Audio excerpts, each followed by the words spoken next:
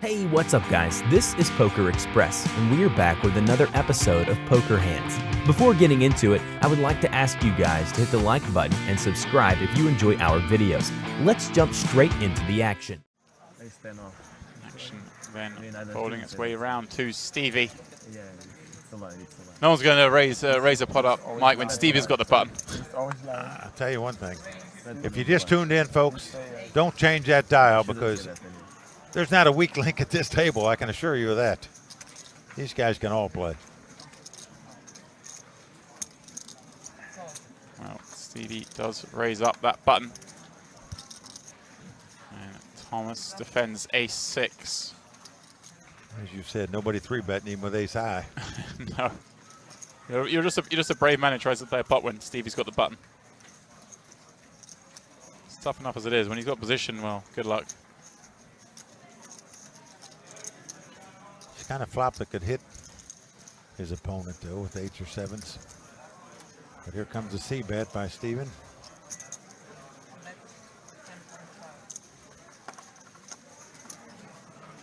It's half the size of the pot, 10,500,000.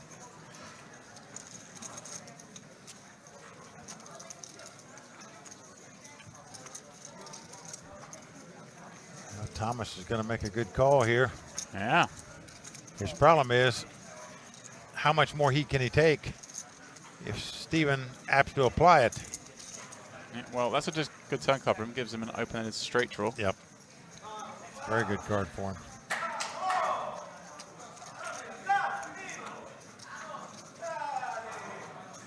Well, sounds like someone won a pot in the side event there, Mike. A lot of cheering in the background. I like it when players get happy when they win. Yeah.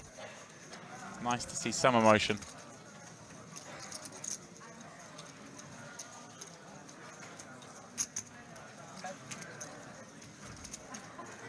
Well, Steven fires again, this time 30 million. There's a lot of pressure on Thomas here. That's a third of his remaining chips. Yep. You want to call so bad with this open-end straight draw. Your problem is, if you miss it, what are you going to do on the next street? Well, this is the thing, isn't it? He's put Thomas in a situation where Thomas probably feels like if he wants to play this hand, he might have to just raise all in. But he does make the call, suspecting his ace high is still good. Well, we were talking about the 3-barrel bluffs. Well, we see one more. I think Stevie might well give this one up. He's not a give-up kind of guy. That's true. And also, what hand does Thomas check call the turn with rather than check jam? A lot of overcards would have scared him, and just 60 million behind. And the king could well scare him as well. Yeah. I can assure you. You're He right. could easily have king-queen here instead of queen-jack. Well, here you go. I told you. He doesn't scare easy, this guy. He moves it all in. Thomas put to the sword. What a player. Thomas with just ace high. How can you call this bet? Surely he has to give this up. I think you have to. You know the guy might be pinching the pot, but you're out of the tournament if you're wrong. For the second time. A couple of hands. Stevie just bullying Thomas out of these pots. So Stevie then up to 220 million in chips. And folks, he's earned those chips. It's not like he's made the best hand every time. He's gone pot after pot, it seems like, making a play to win a pot. Just incredible. This guy is... Yeah, either doing all right or in really good shape. Mm-hmm.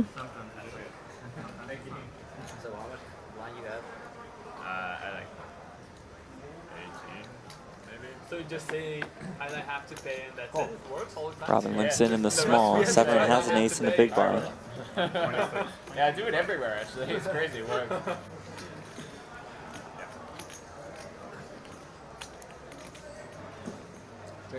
Give me a pint of. Give me a pint. Severin, one of our Hendon Bob unknown players. Does flop an ace. Are you rooting against him then? Yes, have Yeah. to. Recognized one him and pet went to peeve. look him up and was like, oh boy. Oh, you have two pet peeves. So your one, the top one is stalling. Oh yeah, stalling. Very right above, against right. stalling. And then very against the unknown Hendon Mob. Yes.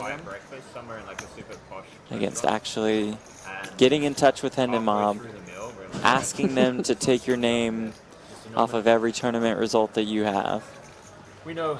We really. Because that'll appreciate give you a huge your edge. fuss. Yeah, we really appreciate you being here. So it's on the house. Severin has the edge here with the aces. It's like a Just calls. Like 3 missions dark kind of restaurant thing. It'd be a pretty cool move to do as a really bad player. Because people are Oh, like, yeah, oh, yeah, yeah. okay, this boss took Right. his name, unlisted it from Hendon Mob. True. $600 in earnings. But then those guys you can't find anywhere then. If they're unknown. Like a guy like Severin, for example, pops Oh, up in some yeah, live articles updates and stuff. and articles here and there. So the guy killed himself? Yeah, super high. It's been in the news a lot. He killed himself. He didn't actually kill Robin himself. turns the gut shot, fires again. He was going to potentially rat on them for what they did. Oh, that's super relaxing. I was kind of disconnected. So Severin knows his ace is pretty hidden here. You should look it up. That's super interesting. The thing is about news, you're only reading about past, not about future, you know. So I'm like, that's really 5 seconds. Yeah, that's a good point. Yeah, it's the first. It's interesting because it's the first conspiracy theory.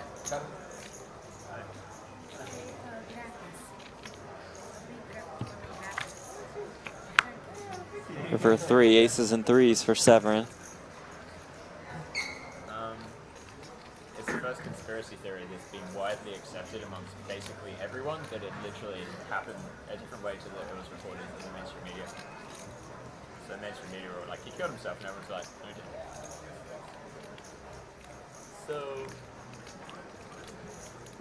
So media said he killed himself, but someone killed him? Or he's Robin gonna fire again, 9.5 million. And Severin's like, okay, cool, I call.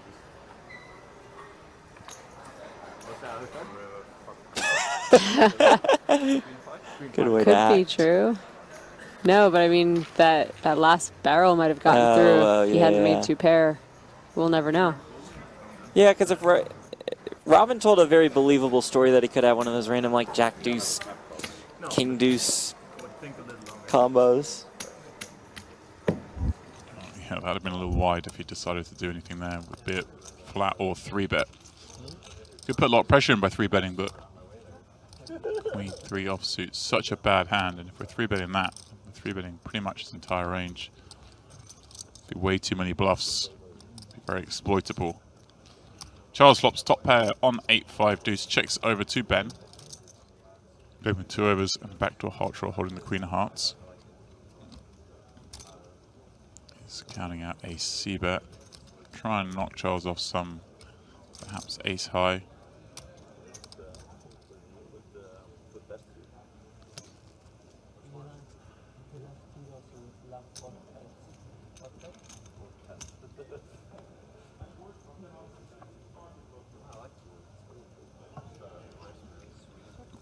Charles, of course, calls with that top pair, top kicker. And checks the 10 of spades over to Ben. Had to be 10x of hearts. 6.5 million. And that is why Ben is going to fire again. Try and attack perhaps a hand like 6s or 7s. Some of the ace highs that call the flop. Those flush draws that may be in there would be very hard for him to call the turn bet. Of course, is going to make the call with such a strong hand as the flop top pair.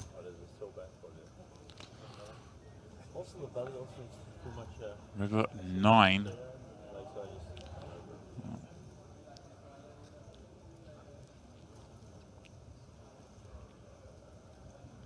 A lot of Ben's bluffs have improved on this card.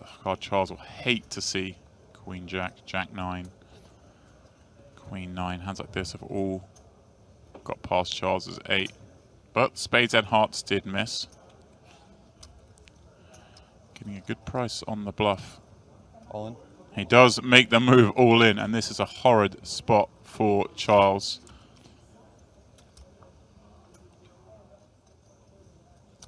Charles, though, doesn't really block any of the bluffs. Does have to let it down on that river. Nice bet from Ben. Action to Kelly. Under the gun plus 2. She raises up Queen Jack. Diego with 7s in the smaller. He will play. Next the call, and Chan looks at 8-9 off in a big. He'll complete to take it 3-way.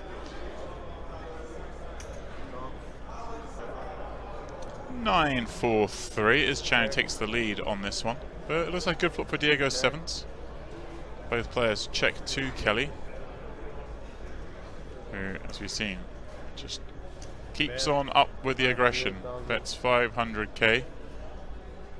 And I expect she'll get called in both spots here. Wow, Diego just folds. Then keep on betting. As it happens, the fold is genius because Chan receiver sat behind with a 9. No pair, no draw. A bad card. Bet 800,000. And she fires again, 800 the bet. Oh, Chan not loving it, but this is just the call. Flush draw completes on the river. Chan checks once more. Here we go. Looks like 2.1 going in there. And now this is pretty horrible for Chanracy. 2.1 million.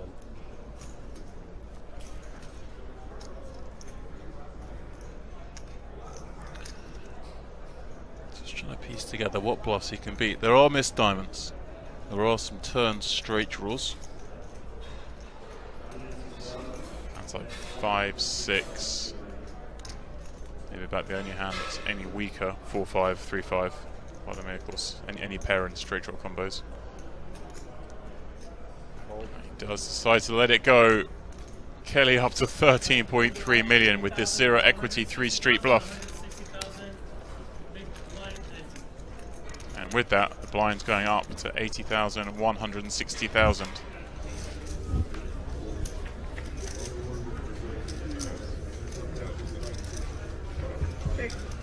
James defends, flops the gut shot on the 8-6 deuce.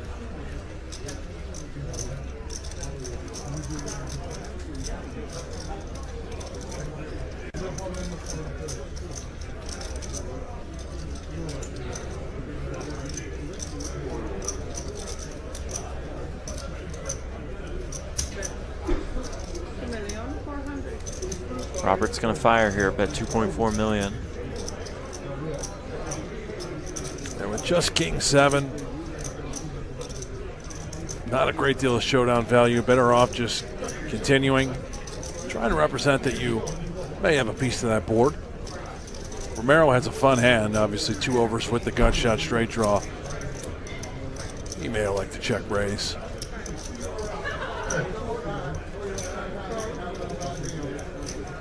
Just appeal, float with the nut draw.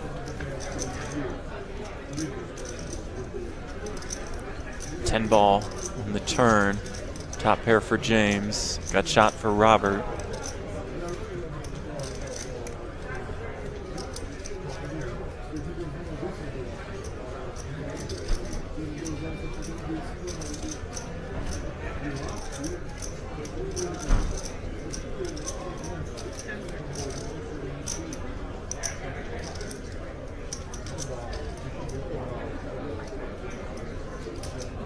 Robert's going to come after it again. Sort of surprised with this street. But Robert for 6 million. Really trying to tell a story. Has a 7 in his hand, obviously. We block a straight.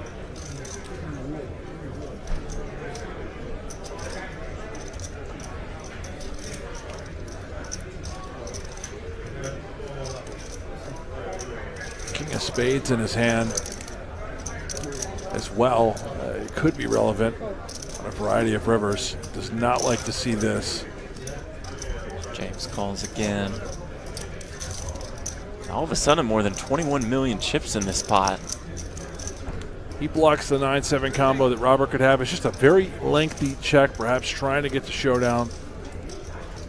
Now it's his turn to go through the time banks. Well, this would be heroic if he just shoved. 20 million behind. 14 million. How He's going to about bet that? a significant portion of it. Bets 14 million on the stone cold bluff.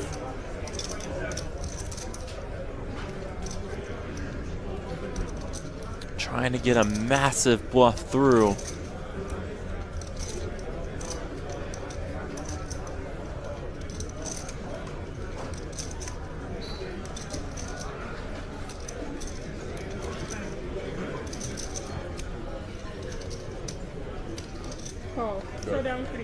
He does make the call.